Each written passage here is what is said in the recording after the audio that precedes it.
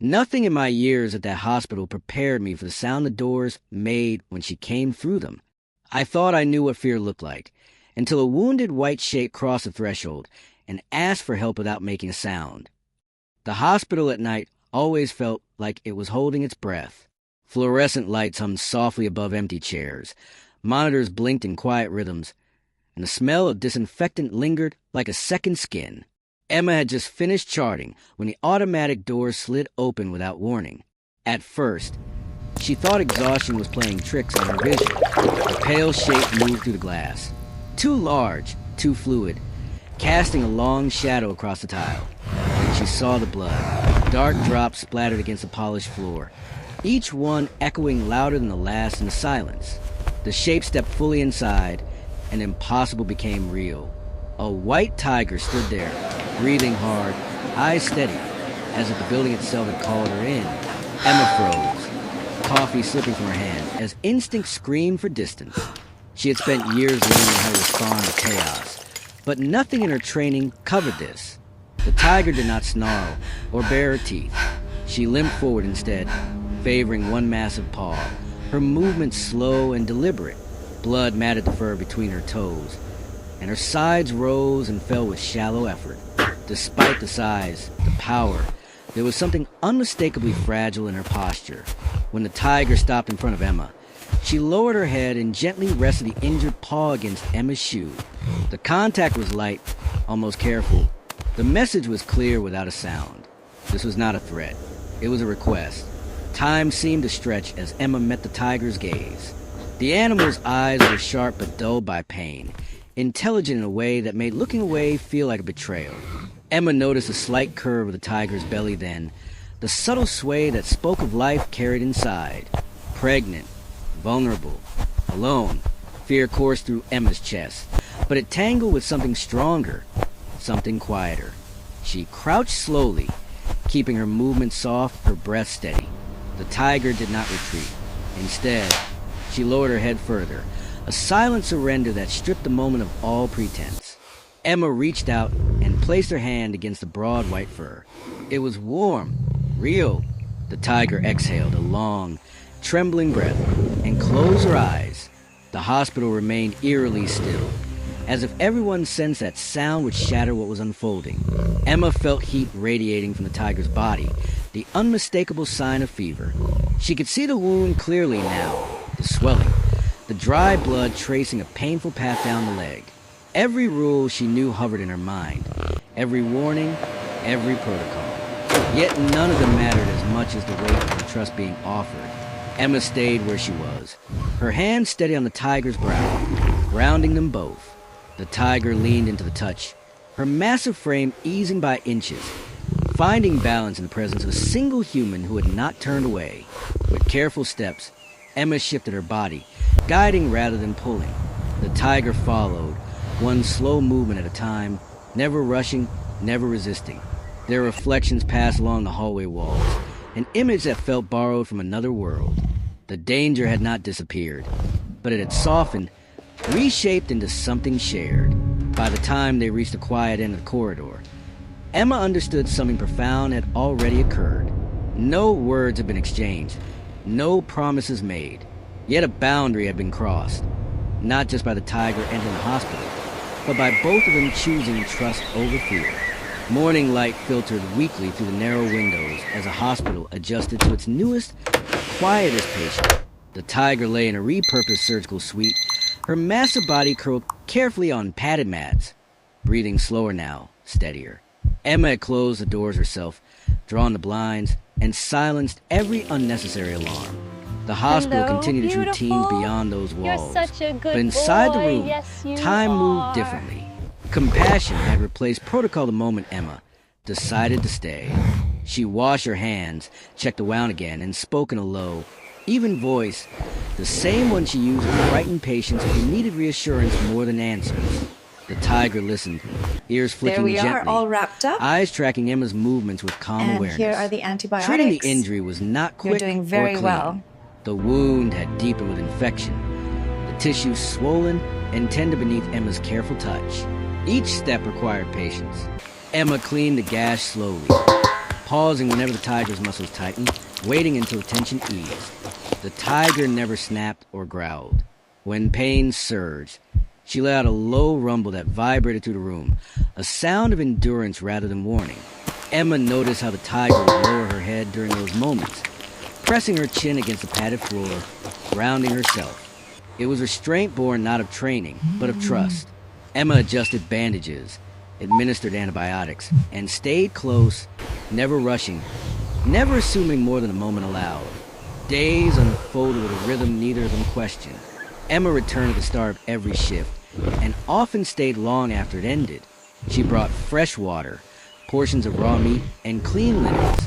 The tiger ate slowly, methodically, her movements deliberate as a conserving strength. Between treatments, she slept deeply, her breathing heavy and even. Emma learned the small signs of comfort. The way the tiger's tail relaxed when Emma hummed softly. The subtle lean into Emma's presence when fear or discomfort crept back in.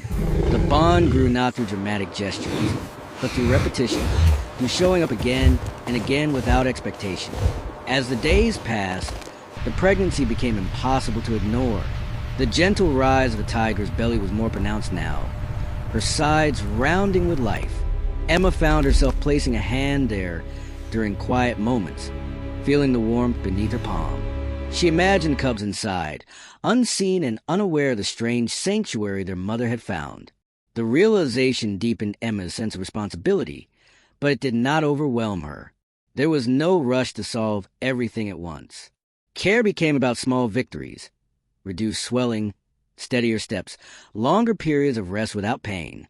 The tiger grew stronger in ways that were easy to miss unless one was watching closely.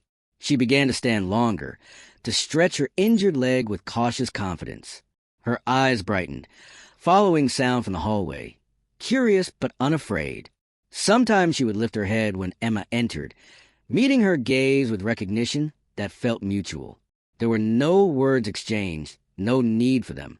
Trust had settled into the room like a constant presence, shaping every interaction. Recovery did not come as a miracle. It came slowly, unevenly, marked by setbacks and patience. Emma accepted this without frustration. She learned to read the tiger's silences, to understand when rest mattered more than progress. Together, they moved forward in small increments, guided by care rather than urgency. In that quiet room, human and animal healed side by side, bound not by circumstance alone, but by the shared understanding that survival could be gentle, and that sometimes care without words was enough.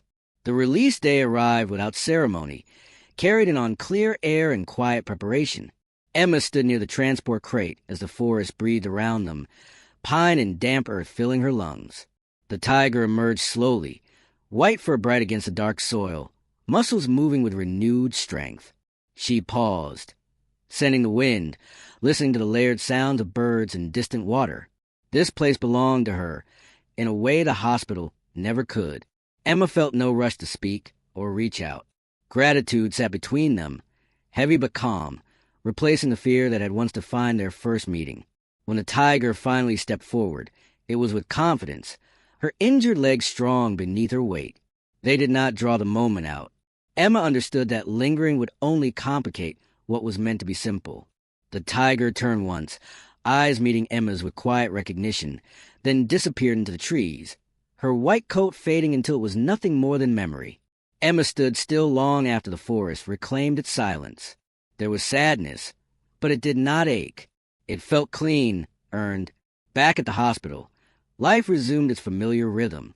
Emma returned to her routines, carrying the experience with her like a steady pulse.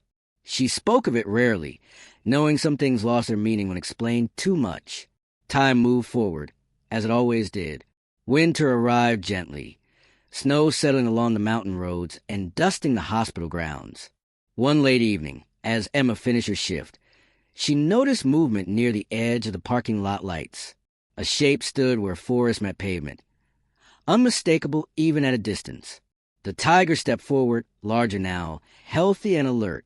Emma's breath caught, but she did not move. The tiger approached with measured steps, something small held carefully in her mouth. When she reached Emma, she lowered her head and released the object onto the snow. It was a tiny tooth, pale and perfect, still carrying the warmth of life. Emma knelt without thinking, hands shaking as she picked it up. The gesture needed no translation. It was not a reward or a debt repaid. It was a connection, freely given. The tiger stood close, her breath visible in the cold air, eyes steady and unafraid. Emma felt tears freeze along her lashes as understanding settled in. The cubs were alive, thriving. The future was moving forward, as it should. The tiger pressed her forehead briefly against Emma's shoulder, a familiar weight that carried no expectation. Then she stepped back, tail lifting as she turned toward the trees. Emma watched until the white shape disappeared, leaving only silence and falling snow. Emma returned inside, the warmth of the hospital wrapping around her once more. She placed the tooth in a small drawer, not as a keepsake, but as a reminder. Life did not always announce its turning points.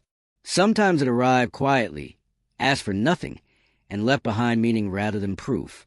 Emma carried that understanding with her through every shift, every patient, every moment of doubt. The bond they had shared did not change her life loudly. It did not make headlines or demand recognition, but it reshaped how she listened, how she trusted, how she believed in gentler forms of survival. Out beyond the hospital lights, the forest continued its ancient rhythms. Somewhere within it, a white tiger moved with her cubs, carrying forward a story that belonged to them alone. Emma did not need to see them again to know the connection remained. It lived in patience, in care freely given, in the quiet certainty that trust, once offered and accepted, never truly disappears.